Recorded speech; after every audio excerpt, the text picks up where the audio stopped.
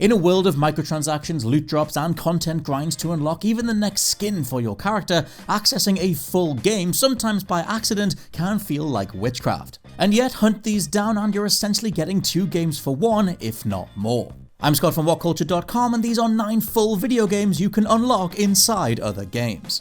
Number 9. An insane NES library inside Animal Crossing. Despite Animal Crossing New Horizons being by far the most popular entry in the series, it's a totally valid complaint that you can't interact with any of your items outside of a stock repeating animation. No kicking a ball between players or into a goal, no riding a bike or playing a video game, but it didn't used to be this way. Back in the original GameCube Animal Crossing, there were no more than 19 original NES games scattered around the island. Some had to be dug up, others traded from NPCs, and some acquired from specific competition giveaways, but you could absolutely amass a custom arcade filled with Super Mario Bros., Excitebike, Donkey Kong, Balloon Fight, Ice Climbers, and many more. Fans even discovered that the original Legend of Zelda was buried in the game's code too. Contrast to how 2016 saw us losing our minds over availability of the NES Mini, and it's insane to remember that Nintendo used to give this stuff away for free. Number 8. Tekken 1, 2, 3 and STARBLADE inside Tekken 5. What ludicrously good value for money Tekken 5 on PS2 was.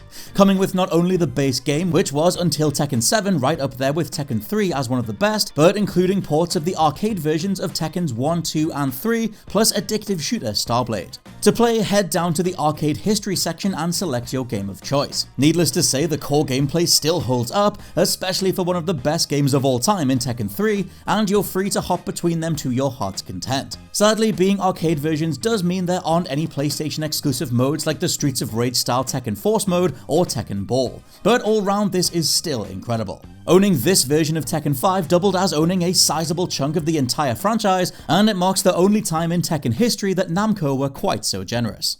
Number 7. Sonic the Hedgehog inside Sonic Generations. Remaining one of the only good Sonic games after the initial 2D run, shoutouts to Sonic Unleashed and of course Sonic Mania, you could tell Sega genuinely believed in Generations, as even before launch they were saying you'd be able to play the original title in full as an unlockable. Why is this notable? Well, for the longest time the original Sonic the Hedgehog has remained the gold standard. It's what no other game in the franchise had been able to beat when it comes to mainstream conversation, and this felt like Sega comparing how far they'd come, paying tribute and inviting comparison to an all-time great they otherwise couldn't escape.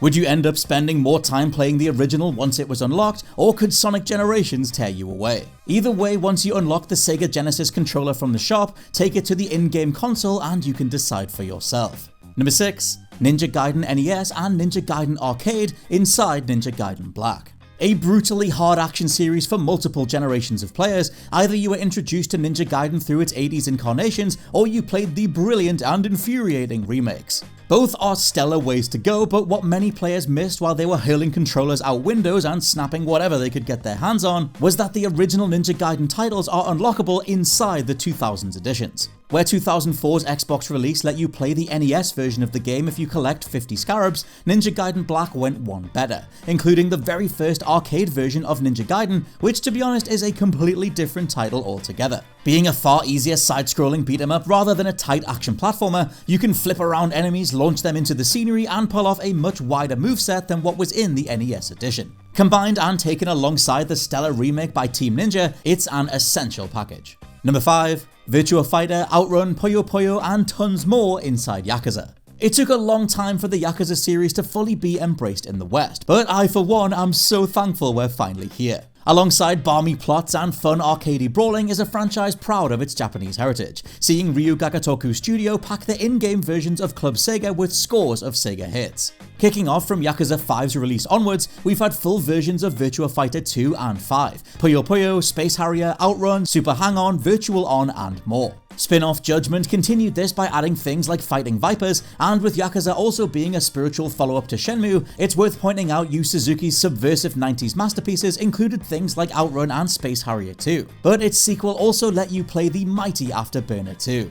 Maybe none of this means anything to people who didn't grow up in the arcades, but it's great to see Sega recognize their own legacy and make it playable in what is now one of their most globally popular IPs. Number 4. Donkey Kong inside Donkey Kong 64. It's easy to forget simply because it was so ludicrously hard that Donkey Kong 64 mandated you play through 8 levels of the original Donkey Kong to actually finish the game, making it so you need both the Rareware coin obtained by beating 1983's Jetpack in Game 2, plus the Nintendo coin to access the final area. The fact Rare included a Donkey Kong cabinet in DK64 feels like a secret because everything about this process was so hard to figure out. Found inside the frantic factory level, but only after you've got the gorilla grab from Cranky Kong to pull an activating lever, this actually beatable version of Donkey Kong will give you the necessary coin after surviving 2 sets of 4 levels. Now, you do have to do each set on 1 life, as any mistakes will take you back to the beginning. In short, it was a living hell and the sole reason more people didn't finish Donkey Kong 64. Still though, if you are looking for a window into old school Donkey Kong arcade cabinets, it's right here. Number 3. Original 8-bit Celeste inside Celeste.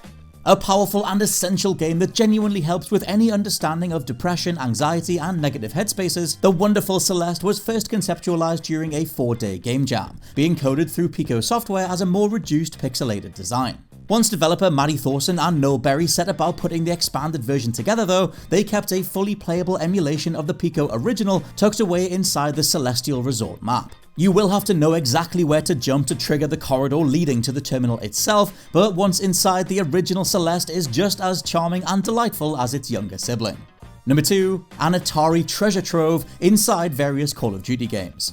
For a franchise that helped pioneer Twitch reactions and entire life bars depleting because you moved an inch the wrong way, Call of Duty doesn't feel like a game where you can take a breather. And yet, springboarding off from Black Ops 1, including the full version of text adventure Zork, across Black Ops 2, Infinite Warfare, World War II, and 2020's Black Ops Cold War, we've been given access to a genuine treasure trove of ATARI classics. Kicking off proper in Black Ops 2, shooting the heads off all the mannequins in Nuketown 2025 in under 2 minutes unlocked a monitor where you could play Pitfall 2, River Raid, Hero, and Kaboom. Next was the roundly despised, though genuinely overlooked, Infinite Warfare, where Pitfall 2 returned alongside River Raid 2, Chopper Command, Spider Fighter, and more. Apology Tour World War II fleshed things out to include 15 games in total, before Black Ops Cold War brought the trend full circle, giving you a full arcade to wander around in as the campaign is set in the 80s. The full list brought back staples like Pitfall and River Raid again, but alongside Grand Prix, boxing, and others, essentially producing a greatest hits of a decade's worth of Easter eggs now in one place for everyone to enjoy.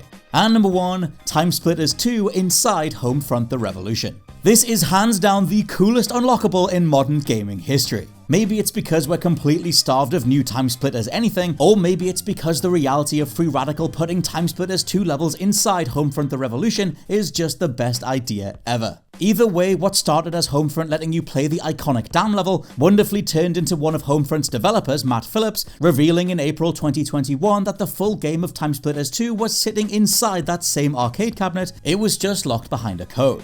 He promptly said the code had been lost to time, only for Microsoft software engineer Spencer Perrault to provide a solution. Now available to everyone and a damn fine reason to seek out an otherwise forgotten FPS are the codes to play all of Timesplitters 2 inside Homefront: The Revolution. Word is also that the online multiplayer could be made to work with enough tinkering too, but that'll be a story for another day. For now, those have been 9 full video games you can unlock inside other games. Let me know your favourites down in the comments below, and please check out the WhatCulture Gaming Podcast. For now, I've been Scott from WhatCulture.com, and I'll catch you soon.